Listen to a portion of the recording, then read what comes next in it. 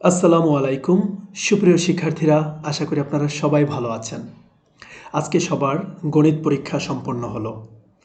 আমি দোয়া রাখছি সবার পরীক্ষাই যেন ভালো হয় এবং সবাই যেন গণিতে প্লাস পান। আমি আজকে আপনাদের ঢাকা বোর্ড সহ আরও বেশ কিছু বোর্ডের গণিত প্রশ্নের সমাধান দিয়েছি। হয়তোবা কিছু ভুল হয়েছে, আবার ম্যাক্সিমামই রাইট হয়েছে। তো ভুলের ঊর্ধ্বে মানুষ নয়, এক দুইটা প্রশ্নের অ্যান্সার ভুল হতেই পারে। অবশ্যই আপনারা সেইগুলো ক্ষমা সুন্দর দৃষ্টিতে দেখবেন, কারণ আমরা অনেক তাড়াহুড়ো করে খুব দ্রুত চেষ্টা করি যাতে আপনারা বাসায় এসেই সাথে সাথে ফোনটা ধরার সাথে সাথে আপনারা কারেক্ট অ্যান্সারটা পেয়ে যান। তো এই জন্য হয়তো বা এক দুইটা প্রশ্নে ভুল হতেই পারে, সেগুলো আশা করি আপনারা ক্ষমা সুন্দর দৃষ্টিতে দেখবেন বা দেখা উচিত। তাহলে চলুন, আপনারা একটা কোশ্চেনের সমাধান অনেকেই আমার কাছে কমেন্ট বক্সে চেয়েছেন। আমি অত্যন্ত খুশি এটা জেনে যে আপনারা খুবই আত্মোৎসাহী স্টুডেন্ট। তাহলে চলুন, আপনারা 10-এর অ্যান্সার দিচ্ছি। 10-এর কয়ের অ্যান্সার আমাদের কাছে জানতে চেয়েছে যে প্রচুরক শ্রেণীর মধ্যমান নির্ণয় করো। তো আপনারা জানেন যে সবথেকে বেশিবার যেটা উল্লেখ থাকে ওইটাই হচ্ছে প্রচুরক, মানে যেই গণসংখ্যাটা সবথেকে বেশিবার উল্লেখ থাকে। তাহলে কি 20 বার আছে, তাহলে এই শ্রেণীটাই হচ্ছে প্রচুরক শ্রেণী, সেটা হচ্ছে 51 থেকে 60। তাহলে সেক্ষেত্রে প্রচুরক শ্রেণীর মধ্যমান যদি আমরা নির্ণয় করি, 51 আর 60কে যোগ করে 2 দিয়ে ভাগ দিলে আমার কিন্তু মধ্যমানটা বের হয়ে যাচ্ছে। তাহলে আমরা এখান থেকে জেনে গেলাম যে আমাদের এখানে কারেক্ট অ্যান্সার হচ্ছে 55.5। তারপরে বলেছে মধ্যক নির্ণয় করো। তো এই কোশ্চেনটা একটু হয়তো অনেকের কাছে বুঝতে অসুবিধা হতে পারে, কারণ সংখ্যাগুলো একটু বাড়িয়ে দেওয়া ছিল।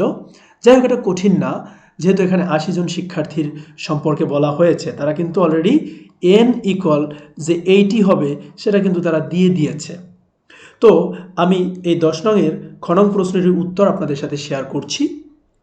তো এখানে যেটা বলা হয়েছে, সর্বপ্রথম আপনারা এই বক্সটা সবাই এঁকেছেন আশা করি, সেখান থেকে আপনারা শ্রেণী ব্যাপ্তি যেটা আছে সেটা লিখবেন, পাশাপাশি গণসংখ্যাটা লিখবেন, এরপরে ক্রমযোজিত গণসংখ্যা যেটা আছে এটা অবশ্যই আপনাদেরকে কি লিখে নিতে হবে। তাহলে 3টা ভ্যালু কিন্তু আপনাকে স্টেপ বাই স্টেপ লিখে নিতে হবে। তো আপনারা যদি এই 3টা ভ্যালু স্টেপ বাই স্টেপ লিখে নেন, তাহলে কয়েকটা মান আপনারা পাবেন। সেটা কি কি আমি দেখাচ্ছি। যেমন আপনি যদি এই শ্রেণী ব্যাপ্তি, গণসংখ্যা এবং ক্রমযোজিত গণসংখ্যা লিখে নেন, তাহলে আপনি কি পাচ্ছেন। সর্বপ্রথম আমরা কি করব, আমরা হচ্ছে n এর ভ্যালুটা লিখলাম যে 80 এবং n/2, কারণ আমার মধ্যক নির্ণয় করতে হলে অবশ্যই n/2 এর ভ্যালুটা বের করে নিতে হবে। তো এইটিকে যদি আমি 2 দিয়ে ভাগ দিই, আমি কত পাচ্ছি, 40 পাচ্ছি। তো অতএব মধ্যক হচ্ছে এই 40তম পদের মান।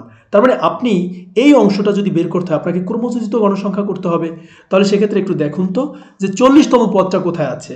তো আমরা যদি শ্রেণী ব্যাপ্তি করি, যে গণসংখ্যাটাকে নির্ণয় করি, যে 6, তারপরে আছে কত 16, তারপরে কত 12, তারপরে আছে আমার 13, স্টেপ বাই স্টেপ এভাবে আছে। এরপরে আমাকে দেখতে হবে যে তাহলে ক্রমযোজিত গণসংখ্যা, তাহলে 6 লিখলাম, 16 এবং 6 এই দুইটাকে যদি আমরা যোগ করি তাহলে আমরা পাই কত, 16 আর 6 হচ্ছে 22, অর্থাৎ আমরা পাচ্ছি 22। তাহলে এরপরে আমরা যদি খেয়াল করি যে 22-এর পরে 12কে যদি 22-এর সাথে যোগ করি তাহলে আমরা পাচ্ছি কত, 34 পাচ্ছি, তাই না। এরপরে 34-এর সাথে যদি 13 যোগ করি তাহলে আমরা পাচ্ছি কত, 47। এখন আমাদেরকে বলা হয়েছে যে এই যে 40, রাইট, এই 40তম পদটা কোথায় আছে সেটা আমাদেরকে বের করতে হবে, কারণ 40তম পদের মানটা যেখানে আছে ওইটাই কিন্তু মধ্যক। তাহলে সেক্ষেত্রে আমরা দেখতে পাচ্ছি যে এই যে 34 থেকে 47 এর মধ্যেই কিন্তু 40 আছে, তাই না। তো আমরা এখানে দেখতে পেলাম 13, তাই না। এখন আপনি দেখেন তো একটা জিনিস খেয়াল করে, এখানে আপনি 34 পেয়েছেন, 34-এর পরে 13 যোগ করে আপনি কিন্তু 47 পেয়েছেন। তার মানে 34 আপনারা যদি করেন, তারপর 35, 36, 37, হ্যাঁ, তারপর 38, 39, 40, তার মানে 40তম পদ।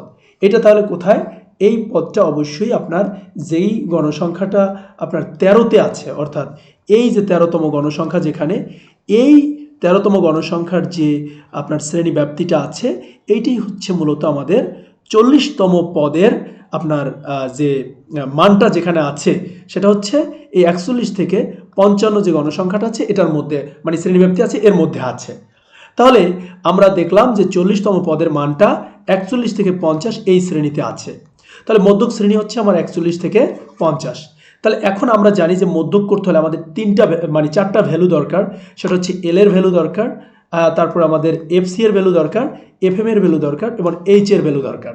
তো এল তাহলে কি আমরা জানি নিম্ন সীমা, হ্যাঁ মধ্যক শ্রেণীর নিম্ন সীমা কত 41, তাহলে আমরা 41 এখানে পেলাম। এফসি মানে কি বলেন তো? মধ্যক শ্রেণীর আগের শ্রেণীর ক্রমযোজিত গণসংখ্যা। সি মানে কি কিউমুলেটিভ, আর এফ মানে কি ফ্রিকোয়েন্সি। তাহলে মধ্যক শ্রেণীর আগের শ্রেণীর গণসংখ্যা আছে কত? ক্রমযোজিত গণসংখ্যা আছে 34, তাহলে এটা পেলাম 34। এফএম মানে কি মধ্যক শ্রেণীর গণসংখ্যা, তার মানে কত 13, আর এইচ পেলাম কি আমরা 10। তাহলে আমরা যদি করি L plus n/2 minus FC into h/fm, তাহলে এল আছে কত আমার 41 প্লাস n/2 হচ্ছে আমার 40 মাইনাস 34 ইন্টু 10/13, তাহলে 41 প্লাস 40 থেকে যদি 34 যায় থাকে কত 6 ইন্টু উপরে 10 নিচে 13, 41 প্লাস 6 10 60 নিচে 13, তাহলে 41 প্লাস 60 কে যদি 13 দিয়ে আপনারা ভাগ দেন তাহলে 4.62 বা 61 সামথিং পাবেন। যাই হোক ওটা প্রায় লিখে দিলেই হয়, তো আমরা 62 ধরেছি। তাহলে আমাদের এই দুইটা যোগ করলে কত হয় 45.62, এই তো আমাদের অ্যান্সার।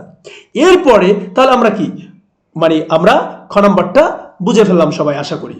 গ নাম্বারটা বলেছি কি বর্ণনা সহ উপাত্ত হতে গণসংখ্যা বহুভুজ অঙ্কন করো।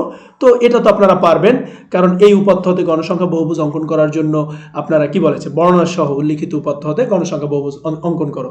তো এটা আপনারা সবাই জানেন, এটা খুবই সহজ, এটা নিয়ে তো আর কারো কোনো প্রবলেম থাকার কথা না। তাহলে আমাদের এই যে প্রচুরক শ্রেণীর মধ্যমান আর মধ্যক এই দুইটার কনসেপ্ট আমাদের সবার ক্লিয়ার হয়ে গেল। আর যদি গণসংখ্যা বহুভুজে আপনারা জানেন এখানে কি লাগে, এখানে তো তেমন কিছু লাগে না। গণসংখ্যা বহুভুজের জন্য আপনাদের এই শ্রেণী ব্যাপ্তিটা, গণসংখ্যাটা আর এই যে শ্রেণী ব্যাপ্তি যেটা পেয়েছেন প্রত্যেকটার মধ্যমানটা নির্ণয় করতে হয়। অর্থাৎ তিনটা জিনিস দরকার হয়, একটা হচ্ছে শ্রেণী ব্যাপ্তি, আর একটা আছে কি গণসংখ্যা, আর একটা হচ্ছে মধ্যমান। এই যে মধ্যমানটা কিন্তু আমাদের গণসংখ্যা বহুভুজে সব থেকে বেশি ইম্পর্টেন্ট। সো মধ্যমানটা বের করলে তারপর আপনারা জাস্ট হচ্ছে একটা গ্রাফে জাস্ট বসাই দিলেই হয়ে গেল, অর্থাৎ একটা এরকম চিত্র একটা তৈরি হবে, এই শেষ। সো এই ছিল আপনাদের 10 নম্বর কোশ্চেনের সমাধান। আপনারা আশা করি সবাই খুশি হয়েছেন। যদি খুশি হয়ে থাকেন অবশ্যই কমেন্টে লিখবেন যে না আপনারা সন্তুষ্ট হয়েছেন, কারণ আপনাদের জন্য পরিশ্রম করছি। যদি আপনারা কমেন্টস করেন এবং যদি একটু মোটামুটি থ্যাংক ইউ দেন তাহলে কি হয়, তাও আমার কাছে মনে হয় যে না আমি সার্থক। সো সবাই ভালো থাকবেন, সুস্থ থাকবেন। নেক্সট পরীক্ষার সাজেশন নিয়ে খুব শীঘ্রই ভিডিও দিব। সো আপনারা অবশ্যই সেগুলো দেখবেন, কারণ আমার সাজেশনে প্রচুর পরিমাণ কোশ্চেন কমন পড়ে। আল্লাহ হাফেজ, টাটা।